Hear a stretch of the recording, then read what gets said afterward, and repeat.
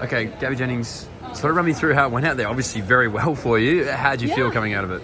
I felt great. Yeah.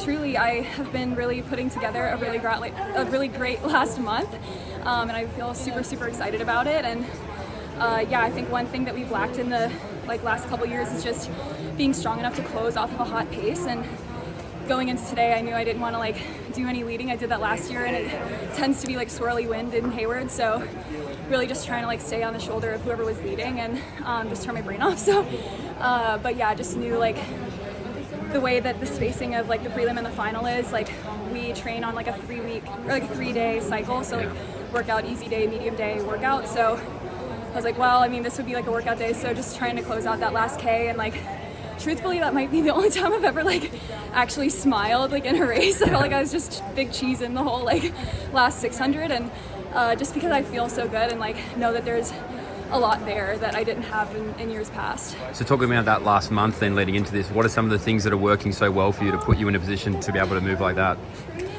Truthfully, I didn't really get on the track much in the last couple months. I did a lot of I was up in Crested Butte training with Emma. We only had track access 2 times in April going into the China Diamond League, and then no track access in April, and I didn't even go over hurdles in April, so not even the day the day before pre-race. But I think calming my body down, coming off a weird wonky league into pre, just slowing down my easy days, really recovering so that I can really hammer on the track. It was my first few workouts on the track, and I was just consistently on the track the last few weeks, getting some sharpness in, and training with Corey and Danny, 2 really great 1500 runners. Yeah. So really just hanging with them in 200 and 300 reps, and just really gave me a lot of confidence in my speed.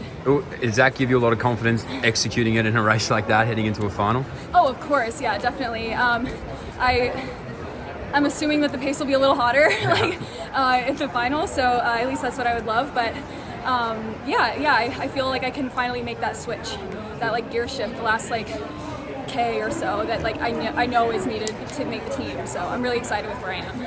Yeah, your last 1K was a 2:55. Did you know that's how fast you were going? I mean, I ran a 2:53 in practice 10 days ago, so it's not surprising to me. Yeah. It felt good, just kind of having a little bit easier of a first 2K and just kind of rolling into it. It felt kind of seamless to make that transition. So I was kind of tired of getting hit and boxed in, so I was I'm ready to go.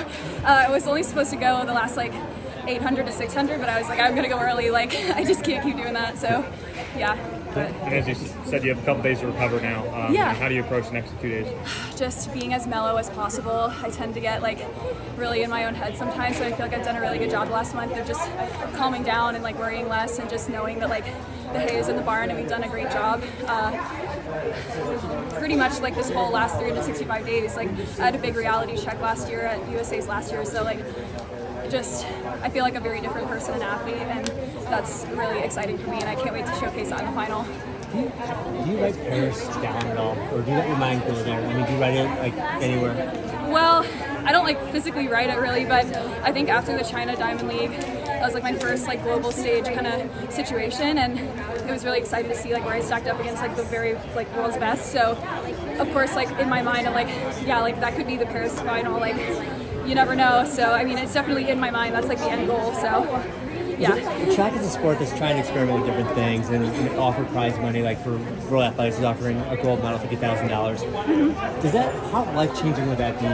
I mean, I know life changing. The goal would be life changing, but with $50,000, would that help Gabbi Jennings? Oh, any money would help Gabbi Jennings. I mean, if this is going public, let's start a GoFundMe. No, just kidding. I'm very well taken care of by Adidas, and I love them. But prize money is a great incentive to keep going out there and racing against the world's best. And it would be game changing for sure. I'm 26 this year, so I'll be getting some new bills in the mail with health insurance and such. So yeah, anything is great. I mean, I love seeing track athletes get the appreciation that they deserve via money, I guess. But I mean, the sport's growing, so I think prize money should too. Well, it's funny because do you think about prize money when you run, or is it, I mean, you know what I mean? Because you can't, but you can. It's a job still. I mean, I mean, I sort of did last year. but I realized like that is such a stressful way to approach the sport, and I realized like it just like puts so much pressure on you, and I realized like just going out there, not stressing, just doing what I love, it's gonna all fall into place.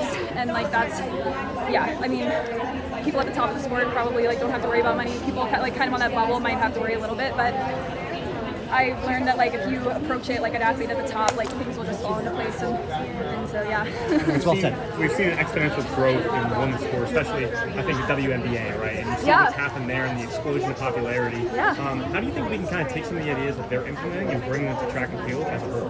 Ooh, we're coming out with the big questions. I didn't come prepared for this. I didn't do my homework. I don't know. I mean, I feel like the efforts that USATF and like World Athletics are doing are working. I think like I'm really excited to see the Netflix documentary coming out, like Sprint.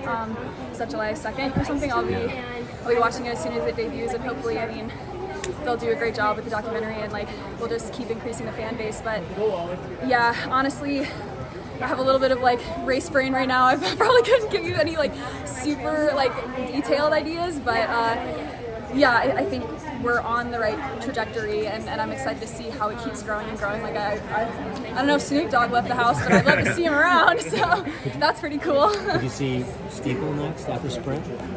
No, I didn't. No, could you see that? Oh, I was like, wait, are you serious? No. Oh my gosh, I gotta go straighten up. But no, I mean, that would be really cool. I feel like Emma, who's like such a like light in the sport and in the event, like really helped grow the event, especially in the US. Like it would be so cool to have a documentary about her. Like I mean, she's gone through it, and like she just is always on top of it. So I mean, that would be really cool. But obviously, there's like more people than just Emma. But the sport is really cool. The event's really cool, and like it's very unique. So it would be really, really awesome. Yeah. Thank you. Well done, Gabby. Thank you.